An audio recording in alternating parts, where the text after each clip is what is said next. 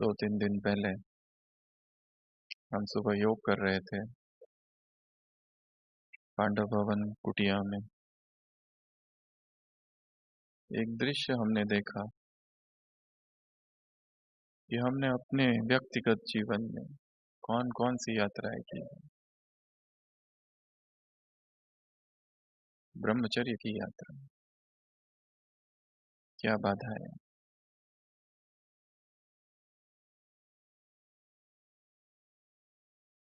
तीव्र पुरुषार्थ की यात्रा, क्या बाधाएं हैं। शरीर की यात्रा, कौन कौन सी बीमारियां आई। व्यवसाय की यात्रा, मेडिकल प्रोफेशन की यात्रा, कैसा रहा ये सफर।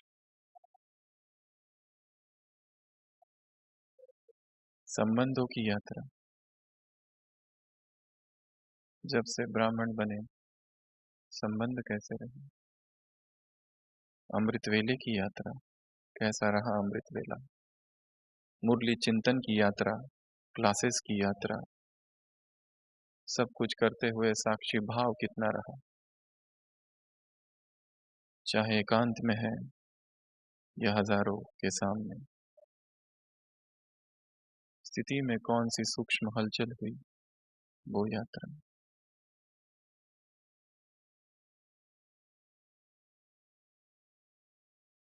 मौसम की यात्रा, मौसम के परिवर्तन के साथ मन में क्या हुआ, वो यात्रा।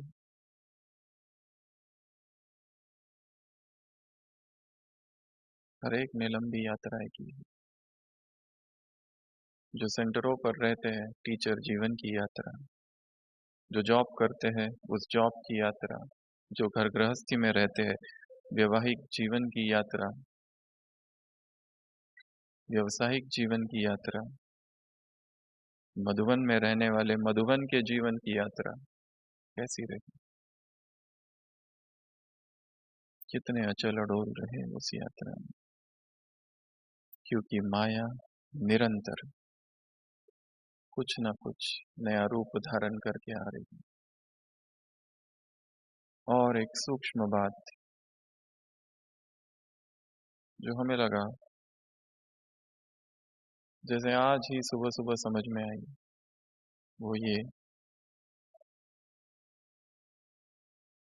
कि हमेशा हमने ये कहा है कि माया से युद्ध करना है, माया को परास्त करना है, माया को जीतना है, माया को पार करना है, माया के वश नहीं होना है, माया से प्रभावित नहीं होना है।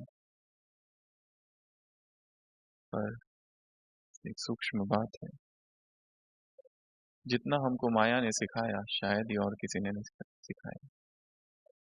माया हमारी बहुत बड़ी टीचर भी तो है। जब जब हार हुई, जब जब कोई विकार आया, जब जब कोई कमजोरी आई, जब जब किसी पुराने संस्कार ने आक्रमण किया, वो पुराना संस्कार क्यों आया, कैसे आया, कब आया, कहां से आया, अगर हम ये सोचे तो वो माया हमारे लिए बहुत बड़ा एक टीचर है। जैसे अभी अभी मुरली चली, यहीं पर बाबा ने कहा दरवाजा क्या कर दो, बंद कर दो, आह्वान न करो, तुम ही आह्वान करते हो। अगर एक भी दरवाजा चालू है, एक भी, डायमंड हॉल 48 डोर्स है यहाँ पर, और किसी ने कहा 102 खिड़कियां, सारी खिड़कियां बंद है, एक ही खिड़की चालू है और बाहर तूफान है। उस एक खिड़की से वो तूफान अंदर आ जाएगा। सारे दरवाजे बंद है, 48 में से एक चालू है, केवल एक खुला है। उस एक खुले दरवाजे से तूफान अंदर आ जाएगा। हर दिन स्वयं को देखना है, कौन सा दरवाजा चालू है।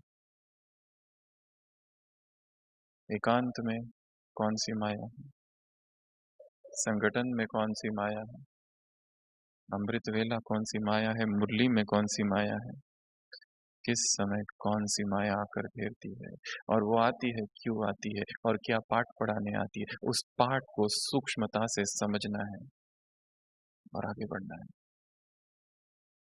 तो माया तो निरंतर हमें कॉल करती ही रहती है। हम फोन नहीं उठाते तो मैसेज भी भेजती है, हर तरह से कुछ ना कुछ प्रयत्न करती रहती है। पर जब जब माया कॉल करे, हम इतने व्यस्त हो जाए, इतने व्यस्त हो जाए, इतने व्यस्त हो जाए कि बस उसके कानों में एक ही आवाज सुनाई दे उसको, कौन सा? इस रूट की सभी लाइनें व्यस्त है, कृपया थोड़ी देर बाद कॉल करे, डायल करे। इतना अपने आप को बिजी कर देना, इतना अपने आप को व्यस्त कर देना है कि माया कितना भी कॉल करते रहे, कितना भी हमको पुकारती रहे, बुलाती रहे, हर प्रकार से हमारे पास आने का प्रयत्न करती रहे, परंतु वो आ ना पाए, पहुंच ही ना पाए। स्वामी दयानंद सरस्वती को किसी ने पूछा, आप ब्रह्मचारी हो, एकांकी हो, अकेले रहते हो, क्या काम विकार, क्या माया आपको परेशान नहीं करती, क्या विकार आपके पास नहीं आते? उन्होंने कहा, हाँ आता है, रोज आता है, रोज ही आता है। परंतु मैं अपने कमरे में अंदर रहता हूँ, लिखते रहता हूँ, पढ़ते रहता हूँ, कुछ ना कुछ करते रहता हूँ, मुझे कितने कार्य करना है, विश्व कल्याण का कार्य बाकी पड़ा है। माया आती है, बाहर रुकती है, ठक ठक करती है, दस्तक देती है, पर जब देखती है कि मैं व्यस्त हूँ तो अपने आप चली जाती है। तो उसको आने दो, कितना भी उसको कॉल करने दो, पर हम निरंतर व्यस्त रहे, ताकि उसके कानों में वो सुन सुन के कॉल करना ही बंद कर दे। क्या सुन सुन के? इस रूट की सभी लाइनें कैसी है? व्यस्त है। और हमें व्यस्त रहना है केवल एक चीज में, केवल और केवल एक चीज में, प्रभु प्रेम में। इतना स्वयं को ईश्वरीय प्रेम में डुबो देना है कि उस प्रभु प्रेम में ऐसे खो जाए, ऐसे डूब जाए कि और कोई संसार की बात याद ही ना रहे।